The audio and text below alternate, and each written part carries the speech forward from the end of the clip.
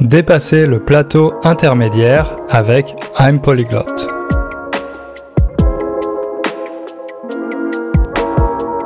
Salut à toutes et à tous. Aujourd'hui, j'ai le plaisir d'accueillir Lionel du podcast I'm Polyglot. Lionel m'a fait l'honneur de m'inviter dans son podcast il y a quelques semaines, donc aujourd'hui, je lui renvoie l'ascenseur. Donc Lionel, toi aussi, tu es professeur de FLE. Est-ce que tu te considères comme un professeur de FLE ou comment tu te présentes en général ? Alors, c'est une très bonne question. Déjà, merci de me recevoir sur Inner French, mon cher Hugo. Écoute, professeur de FLE, c'est vrai que moi, instinctivement, je dis jamais ça. Je suis plutôt un passionné d'apprentissage de langue, tu vois, et j'aide les gens à apprendre le français notamment, mais en fait, n'importe quelle langue, parce que je partage plutôt des connaissances d'apprentissage de langue, donc de méthodologie, etc. Mais je le fais en utilisant le français pour que les gens pratiquent leur français en même temps, quoi. Donc, je fais d'une pierre deux coups, finalement. Mais ouais, professeur de FLE, on pourrait utiliser ça, finalement, parce que c'est vrai qu'on enseigne le français. Après, c'est vrai que moi, je suis pas trop... la personne pour la grammaire, etc. Tu vois. Donc, je trouve que ça correspond plus à un professeur de FLE de rentrer dans la partie linguistique. Moi, c'est plutôt la partie parler, perfectionnement de la langue et apprentissage des langues en général, tu vois. Ok, donc tu es une sorte de coach de langue, on pourrait dire, quelque chose comme ça. Ouais, voilà, coach de langue. En fait, j'avoue que je sais pas comment me définir. Je suis podcasteur de français et je partage ma passion pour apprendre les langues. Donc notamment, moi, je parle toujours de ma trinité des langues, c'est-à-dire anglais, espagnol, français, plutôt dans cet ordre-là, dans le sens, au point de vue d'importance de ces langues-là. Et voilà. D'accord. Et est-ce que tu as toujours eu cette passion pour les langues étrangères ? Comment t'es arrivé dans cet univers ? Je suis tombé là-dedans un peu par hasard. J'ai toujours aimé l'anglais. En fait, j'ai découvert une passion pour l'anglais quand j'étais au collège, donc quand j'ai commencé l'anglais. À l'époque, de notre époque à Hugo et à moi, en fait, on commençait au collège, hein, donc on avait, 10, 11, 12 ans. Et c'est là que j'ai commencé à vraiment apprécier l'anglais, parce que j'avais un prof formidable. Et ça a continué en fait. J'ai eu que des bons profs qui m'ont motivé pour l'anglais, qui m'ont fait découvrir la littérature anglaise et américaine, et j'ai adoré ça. Donc moi en fait à la base, mon objectif c'était de parler anglais extrêmement bien, tu vois. Et fut un temps où je voulais même déménager aux États-Unis. Ce n'est plus le cas maintenant, mais je l'ai fait quand même un petit moment. Et en fait, l'espagnol, je suis tombé dedans vraiment complètement par hasard, parce que j'avais aucune intention de vivre en Espagne. Je vis maintenant à Barcelone depuis 12 ans. Et en fait, j'avais pas du tout l'intention ni d'apprendre l'espagnol, ni de déménager en Espagne. C'est juste que j'ai rencontré ma femme aux États-Unis, et ma femme aide ici, elle est de Barcelone. Et donc, du coup, je suis tombé amoureux de ma femme déjà, et puis de sa langue par la suite, quoi. D'accord. Donc t'es un peu devenu polyglotte par accident, on pourrait dire. Ouais, c'est ça. En fait, moi, j'étais plutôt destiné à devenir peut-être prof d'anglais ou prof de FLE à l'étranger, ouais. Mais j'avais pas dans l'idée d'apprendre plus de langues. Et en fait, c'est ça qui est cool, c'est que si tu veux, moi, j'ai fait des études de philologie anglaise. D'accord. Donc à la base, j'ai vraiment appris l'anglais d'une manière très scolaire, académique, etc. Et j'ai vu un peu les limites de ce système. Parce que quand je suis allé aux États-Unis, j'ai vu un peu ce qui me posait problème. Donc si tu veux, j'étais capable de rédiger un essai sur Shakespeare. Et par contre, j'étais pas capable de parler fluidement dans un restaurant ou avec des amis pendant une soirée, etc. Tu vois. Et de l'autre côté, l'espagnol, j'ai fait complètement l'inverse. Donc je suis allé aux deux extrêmes, si tu veux. Quand je suis arrivé en Espagne, j'ai dit, tu sais quoi ? Je vais jamais ouvrir un livre de grammaire de ma vie. Ça m'intéresse pas d'étudier l'espagnol. Et donc, du coup, je l'ai appris vraiment en totale immersion. Et j'ai vu aussi quelques limites à cette méthode-là. Et donc, du coup, en fait, quand j'ai créé mon podcast I'm Polyglot, j'ai fait un peu le mix de tout ça pour essayer de trouver une alternative qui est un peu plus équilibrée. Parce que bon, les extrêmes, c'est jamais trop bon. Donc j'ai essayé de garder tout ce qui est bien des deux mondes et d'en faire un peu ma propre stratégie d'apprentissage avec mes auditeurs et mes étudiants, quoi. Et tu considères qu'on est polyglotte à partir de combien de langues ? Ça, c'est trop... Alors, tu sais, j'ai eu pas mal de débats avec des auditeurs dans des commentaires, dans des emails, etc. là-dessus. Parce que moi, en fait, je dis que pour moi, être polyglotte, c'est parler plusieurs langues. Et quand tu parles de numéro 2, le chiffre 2, et pour moi, c'est plusieurs, en fait. Donc, à partir du moment où tu parles une langue étrangère couramment, pour moi, t'es un polyglotte. Après, il y a des gens qui vont dire bilingue. Pour moi, bilingue, ça va être encore une autre définition. Pour moi, tu vois, moi par exemple, je dis pas que je suis bilingue en anglais. Je dis que je parle très couramment anglais, mais je suis pas bilingue parce que pour moi, bilingue, c'est plutôt l'exemple de ma femme qui est bilingue native. Donc, c'est-à-dire qu'elle est née dans un environnement où elle a reçu l'espagnol et le catalan. Et donc, elle a un niveau vraiment natif dans les deux langues. Mais après, c'est pas une science exacte, hein. Il y a plusieurs définitions. Honnêtement, on peut trouver plusieurs définitions. Moi, pour faire la différence, j'utilise bilingue pour quelqu'un qui est né dans cet environnement avec plusieurs langues chez lui. Mais pour quelqu'un qui apprend une langue plus tard dans la vie, c'est quelqu'un qui va apprendre une langue étrangère et qui peut parler couramment, qui peut être le plus proche possible, si tu veux, d'un niveau natif, mais qui ne sera jamais exactement comme quelqu'un qui est né dans cet environnement, quoi. Ok, donc toi, ton objectif, c'est pas de parler 15 langues différentes à un niveau B1, B2, mais c'est plutôt d'en maîtriser quelques-unes, donc de les parler vraiment très bien. Exactement. En fait, moi, c'est drôle parce que en fait, je pense que je fais toujours la différence entre les deux types de polyglottes. Il y a les polyglottes qui se dirigent plus vers le chemin hyper polyglotte, donc ceux qui vont parler vraiment plein de langues et qui aiment découvrir des nouvelles langues, les nouvelles mécaniques de la langue en comparaison avec leur propre langue, etc. Et c'est là qu'ils trouvent un petit peu leur joie dans l'apprentissage des langues. Et c'est quelque chose que je respecte et que je trouve très cool. Mais moi, je suis plutôt quelqu'un qui trouve du plaisir dans l'expertise de la langue et donc justement passer ce fameux plateau intermédiaire pour perfectionner ses compétences de la langue. Travailler un peu plus la prononciation, l'accent, le côté langage actuel du quotidien, des expressions cool, tu vois.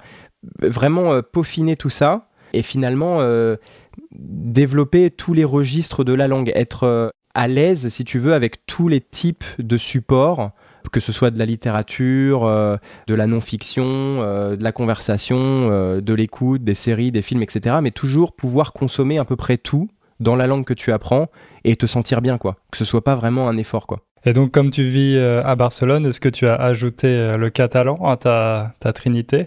Alors, je garde ma trinité à part parce que c'est vraiment pour moi donc les deux langues que je pratique le plus, hein, l'anglais et l'espagnol, et que je continue à travailler tous les jours.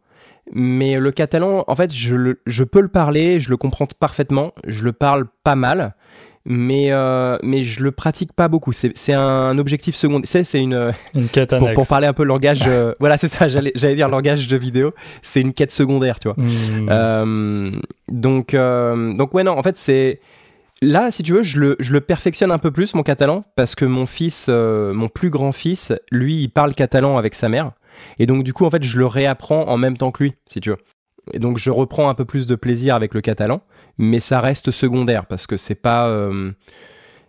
c'est une langue qui m'attire un peu moins quand même si j'ai ce contact avec elle, mais c'est juste que... Ouais, je sais pas, il y a plus de contenu, en fait, si tu veux, en espagnol, donc c'est une langue qui est plus riche. Donc, ouais, tout de suite, ça m'attire un peu plus, quoi. Ouais. Et en plus, comme t'es français, j'imagine qu'à Barcelone, les Barcelonais ne t'en veulent pas trop si tu parles pas parfaitement catalan. Non, ouais, en fait, en plus, tu sais, il y a un peu une légende, c'est qu'à Barcelone, les gens te disent, si tu veux vivre à Barcelone, ou en tout cas en Catalogne, mais surtout à Barcelone, si tu parles pas catalan, tu peux pas. Et en fait, c'est une légende parce qu'honnêtement, moi, ça m'est jamais arrivé. À chaque fois que j'essaye de parler catalan, en général, je commence en catalan, quand je vais, je sais pas, à la pharmacie, au magasin, etc., par respect un petit peu, et puis parce que j'aime bien. Et souvent, les gens switchent à l'espagnol. Parce qu'ils voient que mon niveau de catalan, il est correct, mais c'est pas, ils savent que je suis pas natif, et donc, par politesse, ils changent, tu vois. Ils sont contents, ils disent, c'est bien, il a fait l'effort, il apprend le catalan, mais je vais lui faciliter la vie et je parle espagnol. Pour moi, ils passent pas à l'anglais, ils se disent que bon, tu dois parler espagnol, ouais. Donc, ouais. Ouais, c'est vrai, ils passent pas à l'anglais. Bon, peut-être parce qu'il y en a pas beaucoup qui ont un très bon niveau d'anglais aussi, hein. C'est un peu le même problème qu'en France.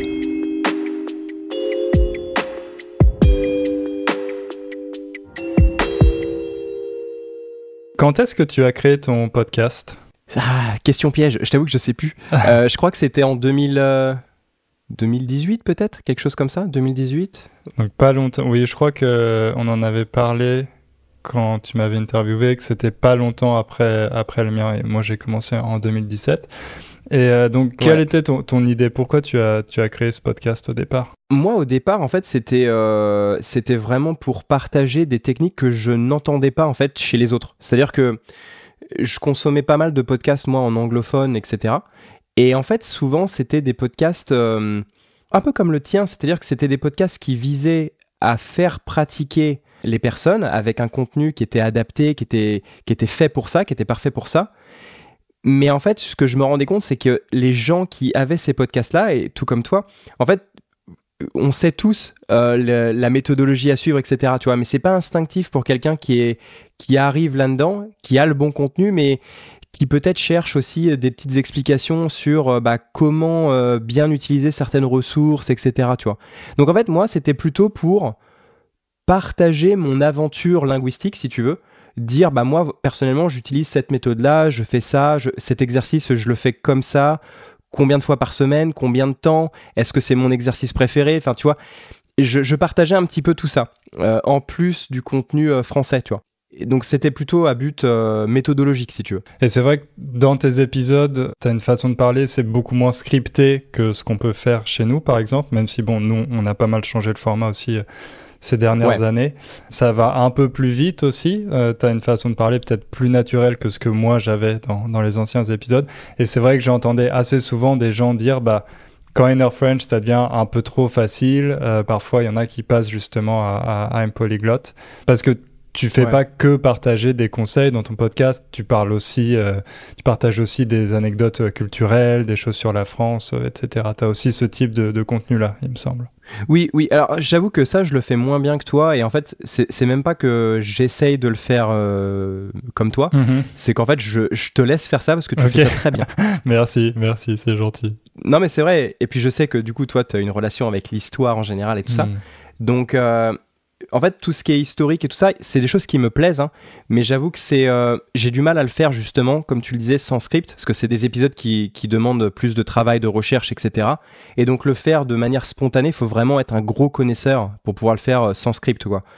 Donc moi, je fais rarement des épisodes qui demandent une recherche comme ça. Ça m'arrive, par exemple, j'ai fait des épisodes sur la conquête spatiale, c'est un truc qui me plaît beaucoup, ce genre de choses, un peu le côté science mélangé de science-fiction, ça me plaît bien. Mais en général, effectivement, c'est sans script. Mais oui, je parle de plein de choses, hein, des anecdotes personnelles, des trucs assez drôles, des anecdotes de voyage, ce genre de choses. Mais tu sais, je reviens sur ce que tu disais, juste, c'est drôle parce que moi, c'est ce que je dis à tous mes auditeurs et à mes étudiants. Quand ils me demandent qu'est-ce que tu me conseilles de faire, quel support en podcast tu me conseilles de faire. Et souvent, quand je vois que c'est des gens qui ont un niveau intermédiaire mais assez basique quand même, tu vois, je leur dis écoute, c'est pas compliqué, tu vas sur Spotify ou tu vas sur Apple Podcast ou ce que tu veux, tu tapes Inner French, t'écoutes tous les épisodes d'Inner French dans l'ordre, parce que je le dis toujours, parce que c'est vrai que ton podcast il a beaucoup évolué au niveau de la complexité, quoi. Donc je dis t'écoutes tous les épisodes dans l'ordre et après tu passes sur I'm Polyglot. et comme ça ça fait une bonne tradition. Et en fait je pense que ça fait une bonne continuité, ouais. Et je pense que maintenant, en fait, oui, c'est vrai que je parle un peu plus, peut-être que je parle un peu plus vite, je sais pas. Mais j'essaye de parler quand même de manière assez compréhensible, mais c'est peut-être un peu moins propre que toi. Tu vois ce que je veux dire? Ouais, bon, on va arrêter peut-être de s'envoyer des fleurs. Je pense que les auditeurs ont compris qu'on a des podcasts assez complémentaires. Donc voilà, si vous n'avez pas encore écouté le podcast de Lionel, je vous le recommande chaudement.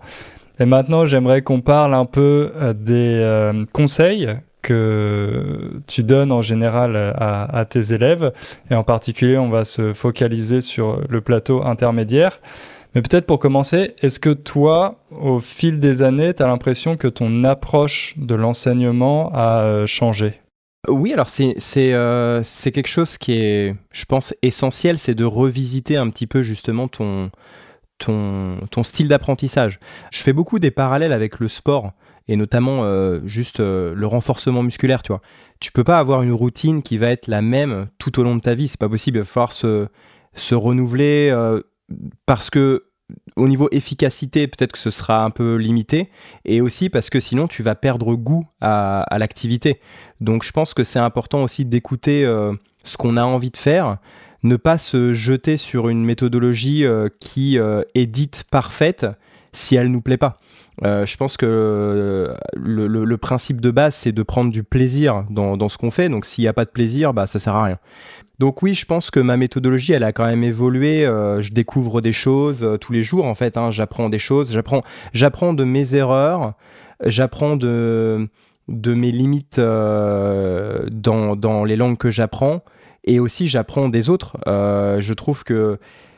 En fait, je pense que maintenant, comme tu le dis, il y a tellement de contenu à consommer et de gens qui te disent un peu bah, faites ci, faites ça, etc., que c'est un peu compliqué maintenant de savoir quoi faire. Finalement, il y a trop de choix. Et je pense que finalement, ça sert à rien de trop s'attarder sur l'aspect méthode, quelle méthode utiliser, mais plutôt trouver quelque chose qui nous plaît, des supports qui nous plaisent, quelques exercices qui nous plaisent et qui vont pouvoir s'intégrer à une certaine routine, une certaine habitude qu'on va pouvoir garder sur le long terme. Parce que je pense que la plupart des gens qui échouent dans l'apprentissage des langues, c'est pas un problème de méthode, c'est un problème plutôt de discipline et de régularité. Tu vois, c'est un peu comme dans le sport finalement.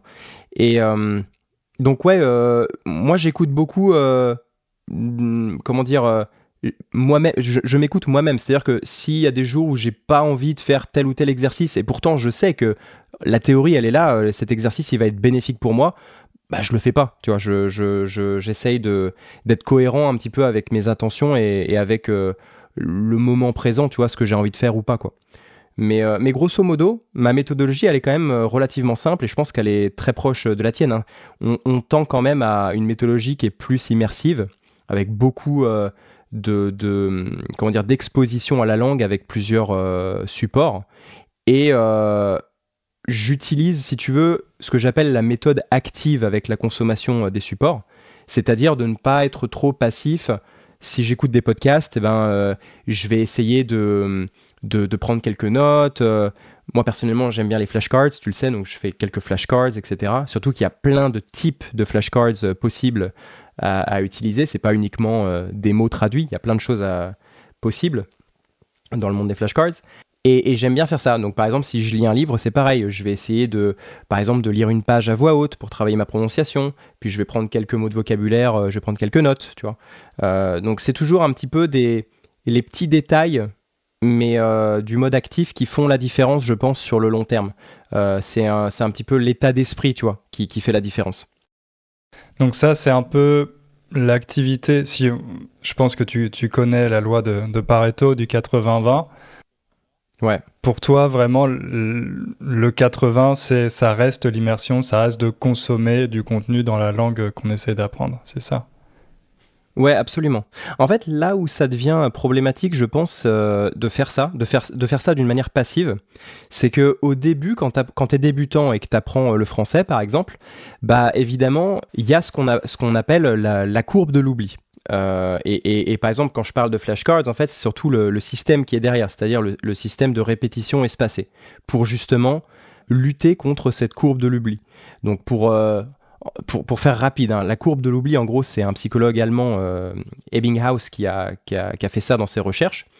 Et en gros, il est arrivé à la conclusion que quand on apprend quelque chose de nouveau, que ce soit dans les langues ou autre, une information nouvelle, bah, il faut la revoir dans un laps de temps avant que notre cerveau efface cette information. Là, je parle vraiment vulgairement, hein, je vulgarise. Mais en gros, ce laps de temps entre tes révisions va augmenter et tu vas avoir moins besoin de réviser cette information, plus tu le fais, tu vois. Et en fait, si tu veux, le problème, c'est que quand tu es débutant, évidemment, tu vas apprendre des choses du quotidien, des choses que tu entends partout. Donc, par exemple, se présenter. Je m'appelle Lionel, salut, bonjour, je m'appelle Lionel. Voilà, c'est des mots que tu entends partout. Tu vas les lire dans des livres, tu vas l'entendre dans des podcasts, dans des interviews, à la télé. Donc, si tu veux, en fait, naturellement, on s'en rend pas compte, mais on a ce système de répétition espacée qui existe parce qu'on consomme ce contenu et on le retrouve assez facilement, ce type de contenu. Le problème, c'est que quand tu arrives justement au plateau intermédiaire et même à un niveau avancé, bah, tu veux continuer à apprendre du nouveau vocabulaire, des choses un peu plus niches, des choses un peu plus spécifiques. Et donc, si tu restes passif, par exemple, si je veux apprendre, je sais pas, un home pour un casque de chevalier, tu vois, un home, bon, bah, c'est quelque chose qui est quand même assez spécifique. Je vais pas le retrouver partout à la télé, partout dans les livres, etc. Donc, si je le lis dans un livre aujourd'hui et que je ne révise pas cette information et que bah, je laisse ce mot-là dans ma mémoire à court terme, bah, mon cerveau, il va dire « Ok, c'est une information qui n'est pas très utile, je vais effacer ça ». Et c'est là que j'aime bien ce système de flashcards parce que ça me permet justement d'avoir cet algorithme qui, lui, va me dire, bah voilà, là, c'est un mot que si tu veux le garder dans ta mémoire à long terme, il va falloir le réviser maintenant parce que sinon, c'est mort. Donc, voilà, c'est un peu des petits outils. Alors, ça fait pas toute la différence et on peut apprendre sans ça, je pense. Mais c'est une question d'optimisation. C'est pour essayer de perdre le moins de temps possible et d'optimiser nos gains, si tu veux.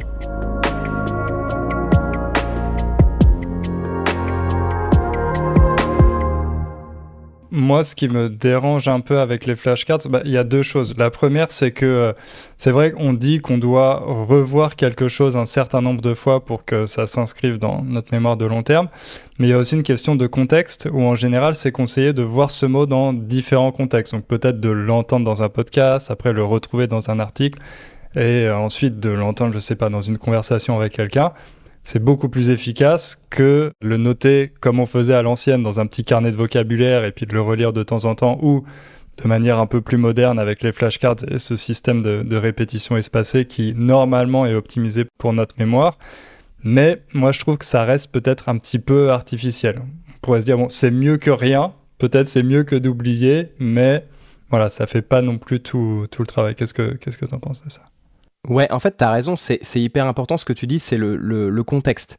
Et en fait, si tu veux, les flashcards, c'est un monde qui est assez vaste, je pense, et je pense que soit tu adores, soit tu n'aimes pas, et souvent, en tout cas moi, de mes étudiants, les gens qui me disent, écoute, j'ai essayé les flashcards, mais j'aime pas ça, en fait, je me rends compte que ils savent pas trop, ils sont pas très créatifs quant à l'utilisation des flashcards. Et en fait, tu peux faire ça de plein de manières différentes. C'est pas juste. Alors déjà, le truc à ne pas faire, c'est utiliser que des mots. Donc si je veux apprendre par exemple une tasse, a cup, bah non, parce qu'il n'y a aucun contexte. Donc déjà, mettre le mot dans une phrase. Comme ça nous permet d'apprendre implicitement la grammaire. On va mettre un sujet, un verbe, un temps verbal, un complément, etc. Donc déjà, on revoit plein de choses avec une seule carte.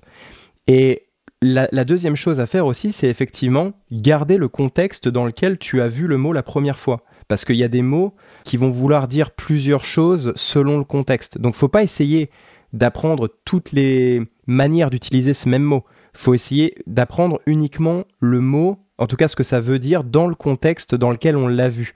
Et après, si on le revoit dans un autre contexte et que ça veut dire quelque chose de légèrement différent ou complètement différent, bah refaire finalement une autre carte qui n'a rien à voir avec le même mot, mais qui dans un contexte complètement différent. Et finalement, pour moi, c'est deux choses différentes. Tu vois, c'est-à-dire que si j'apprends en anglais, si on va apprendre le verbe get, par exemple, bon bah, si tu ouvres le dictionnaire au mot get, ouais, tu vas avoir une page complète avec tous les phrasal verbs et tout ça. Donc, faut pas essayer de tout mémoriser, quoi. Faut vraiment que ce soit quelque chose qui a un impact sur nous. Et aussi, je rajoute qu'une autre grosse erreur à éviter avec les flashcards, c'est d'essayer de tout apprendre. Ça sert à rien de tout apprendre. Moi, il y a vraiment beaucoup de vocabulaire que je décide volontairement de ne pas apprendre.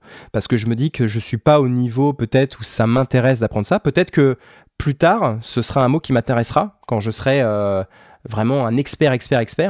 Mais actuellement, faut se poser la question quand on voit un mot de dire est-ce que c'est un mot que j'ai envie d'utiliser moi dans ma conversation avec mon prof, tu vois, ou pas.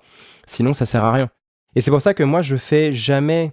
Tu vois, il y a des gens qui regardent par exemple une série et qui ont l'application de flashcard à côté ouvert et ils vont faire la carte au moment de trouver le vocabulaire. Et ça, je pense que c'est une erreur pour plusieurs raisons.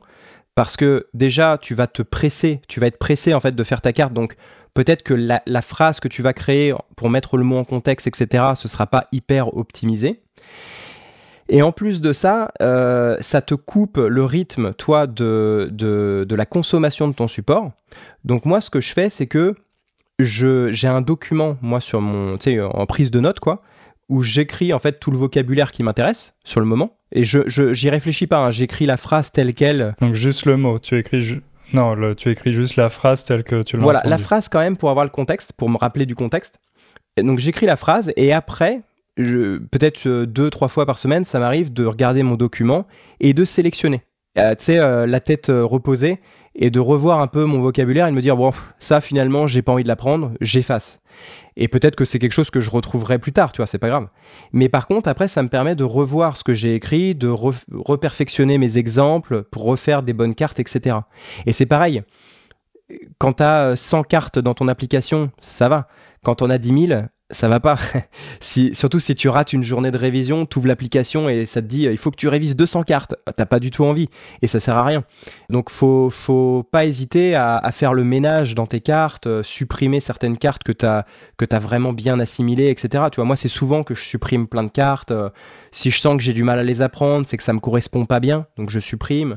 Tu vois, et ça m'empêche pas de revoir le même mot et de le remettre dans une carte plus tard, quoi, parce que ça a plus d'impact à ce moment-là, quoi. Ouais, c'est bien que tu partages ces petites astuces parce que justement c'est un peu le deuxième écueil que j'ai avec les flashcards, c'est que le temps que ça prend en fait à la fois de les créer, de faire la maintenance ensuite et puis surtout de les réviser, il y a toujours un arbitrage à faire entre combien de temps je dédie à la révision de mes flashcards versus combien de temps je passe à lire un nouvel article ou regarder une nouvelle vidéo.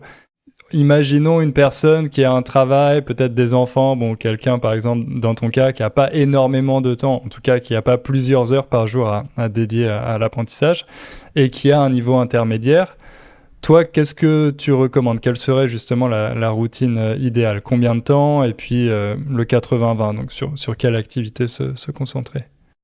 Moi, du coup, ce que je recommande à une personne qui a un travail classique, qui travaille 35-40 heures par semaine, etc., ça va être déjà de trouver tous les temps morts dans la journée pour essayer d'optimiser les moments clés de la journée où tu peux faire quelque chose et qu'est-ce que tu peux faire à certains moments.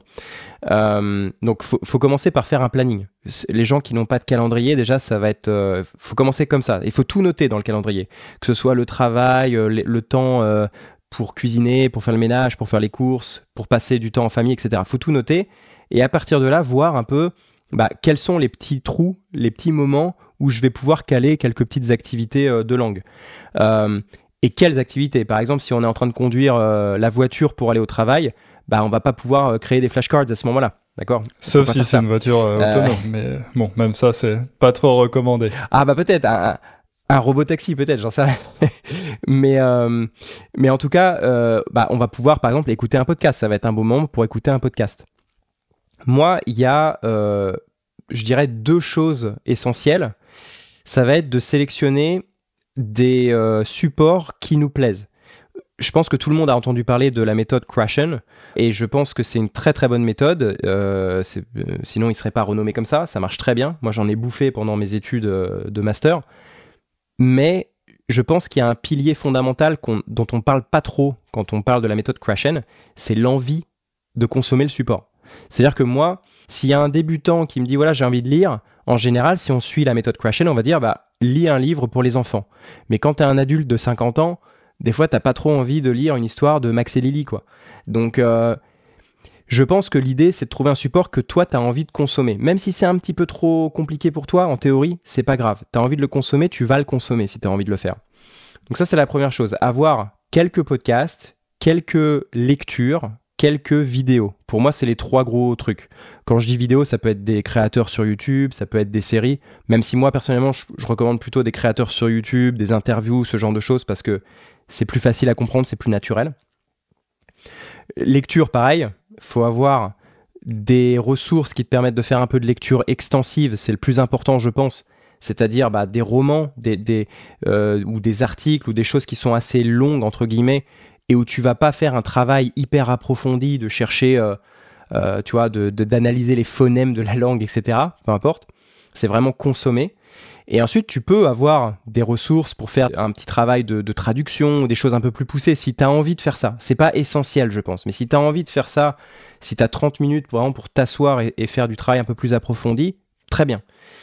Mais globalement, quelqu'un qui n'a pas trop de temps, ça va être consommer du contenu entre guillemets passivement, mais tout en ayant ce réflexe actif. C'est-à-dire que moi, par exemple, si j'écoute un podcast et que je suis à la salle de sport, de temps en temps, si j'entends une expression, je prends mon téléphone, je note sur mon application de prise de notes, je note un peu l'expression et je verrai plus tard. Peut-être que je ferai une flashcard, peut-être que j'en ferai pas, c'est pas grave, mais je prends en note certaines choses. Pour moi, c'est ça l'idée. Et la deuxième chose vraiment très importante pour moi, ça va être, et je sais que ça, il y a des gens qui n'aiment pas trop faire ça, c'est la répétition des supports. Je pense que ça, c'est un truc dont on ne se rend pas vraiment compte, mais si tu écoutes un podcast qui dure 15-20 minutes, tu l'écoutes une première fois, par exemple, quand tu vas au travail dans la voiture, et évidemment, tu es en train de conduire, donc tu peux pas prendre de notes. Tu essaies juste de comprendre le maximum, tu vois. C'est ton objectif que tu as en tête, c'est de comprendre le maximum. Mais après, tu peux essayer de le réécouter, peut-être le lendemain, tu vois, le même épisode, parce que c'est un épisode qui t'a plu, tu le réécoutes une deuxième fois, et là, tu essayes de prendre quelques notes, tu vois. Et tu vas être surpris vraiment de voir à quel point tu vas comprendre des choses que tu n'avais pas compris la première fois, des subtilités, des choses peut-être dont tu n'avais pas vraiment fait attention à certains mots de vocabulaire, des expressions, etc. Et c'est là que c'est intéressant de prendre quelques notes, tu vois. Et le tout, après, ça va être de faire en fonction de toi ce que tu aimes faire en général. Est-ce que tu préfères prendre des notes manuscrites ? Est-ce que tu préfères avoir ton téléphone ? Moi, par exemple, c'est tout digital parce que j'ai toujours mon téléphone dans la poche. Donc, c'est plus facile pour moi. Mais je sais qu'il y a des gens qui aiment bien avoir un petit carnet avec eux. Voilà. Je pense que peu importe la méthode que les gens vont adopter, il va falloir l'adapter à soi-même, à nos préférences et faire le minimum, mais le faire régulièrement. Pour moi, c'est ça la clé. C'est de le faire régulièrement. Ça ne sert à rien de faire... le dimanche, on a 2 heures de libre, faire une session de 2 heures de français avec plein de trucs, plein d'exercices. Je pense que c'est mieux d'avoir un style de vie où tu intègres la langue à ta vie tous les jours. Tu es en contact avec la langue d'une manière ou d'une autre et tu vas faire un petit peu tous les jours avec cette attitude plus ou moins active. Pareil, faut s'écouter. Des fois, j'ai pas envie de le faire. Donc, des fois, je fais de la consommation passive. Mais j'essaye, tu vois, d'avoir un équilibre. Donc si par exemple aujourd'hui je lis 50 pages de mon livre et je fais absolument rien, je ne lis pas à voix haute, je fais pas de recherche de vocabulaire, bah le lendemain, le chapitre que je vais lire, je vais essayer de le faire de manière plutôt active, tu vois. Ok. Et justement, tu as parlé un peu précédemment de la question de la discipline et de la motivation. C'est vrai qu'au début, quand on commence à apprendre une langue, on est super motivé. Puis au bout de quelques années, quand on arrive à ce fameux plateau intermédiaire, on peut perdre de cette motivation. Et en général, pour réussir à continuer, ça demande une certaine discipline. Est-ce que toi, il y a un conseil que tu donnes en général pour réussir à être suffisamment régulier dans notre apprentissage ? Ouais, je pense que c'est la difficulté principale de la plupart des gens. En fait, le truc, c'est que la motivation, c'est quelque chose qui fluctue. Des fois, le matin, t'es motivé et le lendemain, t'es pas motivé. Tu sais pas pourquoi. Donc, on sait, ce qu'on peut apprendre de ça, c'est qu'on peut pas faire confiance à notre motivation. Des fois, on a envie, des fois, on n'a pas envie. Par contre, la discipline, c'est quelque chose qui se travaille. C'est une compétence qui se travaille. Tu vois, si on prend par exemple un militaire, tu sais, ils apprennent la discipline. Le premier truc qu'ils font la journée, c'est faire leur lit. Tu vois, c'est la discipline militaire, tu vois. Et en fait, c'est un peu ça qu'il faut adapter, je pense. C'est-à-dire que il va falloir travailler sur comment créer des routines, comment créer des habitudes. Et alors, il y a plein de stratégies là-dessus. Je peux pas rentrer trop dans les détails, mais il y a plein de livres qui parlent de ça. Il y avait un livre, par exemple, que je peux recommander, que j'avais bien aimé, qui s'appelle Atomic Habits, de James Clear. Et en gros, j'utilise beaucoup ces principes, les principes de ce livre, pour créer des nouvelles habitudes. Je sais plus ce que c'est exactement, mais je crois qu'il faut environ 60 jours pour vraiment intégrer une nouvelle routine. Donc, par exemple, quelqu'un qui veut faire ses révisions de flashcards tous les jours, bah, y a de grandes chances que si tu passes pas les 60 premiers jours, tu n'arriveras pas à garder cette habitude sur le long terme. Donc, une stratégie que je peux mentionner ici qui est assez simple à mettre en place, c'est quand on veut développer une nouvelle habitude, c'est de l'associer avec une habitude qu'on a déjà. Donc, par exemple, se brosser les dents, c'est quelque chose qu'on fait instinctivement. Donc, tu peux te dire, ok, quand c'est le moment d'aller brosser mes dents, bah, je sors mon téléphone, je revois mes cartes et ensuite je me brosse les dents. Toi, tu associes ça à un moment de la journée. Ou pendant que tu prends ton café le matin, si tu es un buveur de café tous les matins, tu vois. Enfin, il faut toujours trouver un truc qui est une habitude bien ancrée dans ton quotidien et associer ça à la nouvelle routine que tu veux créer pour t'assurer de garder cette discipline. Et un beau jour, en fait, au début, c'est très difficile. Mais un beau jour, tu te rends compte que en fait, tu le fais instinctivement, tu vois, même si tu n'as pas envie, même si tu réfléchis pas, en fait, tu le fais. Tu vois. Et moi, c'est un automatisme, c'est un réflexe, en fait, maintenant. Tu vois, moi, personnellement, c'est le matin. C'est quand je me réveille, en fait, avant de sortir du lit. Alors, il y a des côtés négatifs à ça qui n'ont rien à voir avec les langues, mais le côté digital, etc., donc ne pas toucher à son téléphone le matin, ça j'avoue que du coup, je le fais pas. Mais je prends mon téléphone et je fais direct mes flashcards. Et ensuite, je me lève du lit, tu vois. Donc, c'est... Après, à chacun de trouver, si tu veux, le moment de la journée qui correspond le mieux, tu vois. Bon, je pense que ça va donner matière à réflexion à nos auditeurs et sûrement plein de pistes à explorer. Pour finir, j'aimerais te demander s'il y a un conseil que tu donnes souvent et que tes élèves ne mettent pas en application et qui, selon toi, peut vraiment aider ou débloquer quelqu'un. Un conseil que tu aimerais que tes élèves suivent plus souvent. Ouais, un conseil. Alors, ce qui me vient là, comme ça, c'est de s'enregistrer. Quelqu'un qui veut améliorer sa production orale notamment, je pense que c'est super bien de s'enregistrer et si possible de s'enregistrer en vidéo pour pouvoir voir un peu comment on positionne notre bouche, les lèvres, etc. Pour travailler ce que j'appelle la gymnastique buccale quand tu travailles ta prononciation. Et ça te permet deux choses, d'avoir un historique un peu de ton évolution. C'est toujours plaisant de revenir à des vieilles vidéos et voir que tu as progressé. Et la deuxième chose, ça va te permettre, toi, de t'auto-critiquer. Et arriver à un niveau intermédiaire plus, tu vas être capable, tu as le niveau pour te dire, bah voilà, là, j'ai prononcé un truc, mais je sens que c'est pas correct, tu vois. Donc, c'est bien, en fait, de prendre conscience à quoi on ressemble, en fait, quand on parle la langue qu'on essaye d'apprendre. Parce que dans notre tête, on a l'impression qu'on parle très bien, mais quand on s'écoute parler, en général, on se rend compte que c'est pas terrible, quoi. Très bon conseil. Bon, c'est vrai que je sais à quel point ça peut être désagréable de se voir en vidéo ou de s'écouter. Donc, avec le smartphone, maintenant, c'est très facile de le faire. Mais bon, si vous filmez, c'est trop pour vous. Simplement, vous enregistrer en audio, ça peut déjà vous donner une bonne idée même de votre niveau. Et j'imagine que d'ici quelques années, voire quelques mois, sera possible d'envoyer tout ça à l'intelligence artificielle et de lui demander de nous analyser, de critiquer notre accent, etc. Donc c'est une très bonne suggestion. Merci beaucoup Lionel pour tous ces précieux conseils. Si les auditeurs veulent te retrouver, comment ils font ? Le plus facile, c'est d'aller sur I'm Polyglot, donc sur le site internet impolyglot.com, et puis il y a tous mes liens, il y a les liens pour le podcast et autres, mais on trouvera les informations là-bas. Voilà. En tout cas, merci beaucoup à toi, Hugo, surtout, de m'avoir invité. C'est toujours un plaisir de partager nos connaissances là-dessus, parce que je sais que on est très similaires sur pas mal de choses sur le côté méthodologie, mais il y a quand même certains trucs sur lesquels on diffère. Et donc, j'aime bien avoir ce genre d'analyse approfondie sur certains points, quoi. Ouais, exactement. Et comme ça, il y en a pour tous les goûts. Donc voilà, j'espère que cet épisode vous a plu. N'hésitez pas à laisser un commentaire et à aller visiter le site de Lionel. Et on se retrouve dans 2 semaines pour un nouvel épisode. Merci, ciao!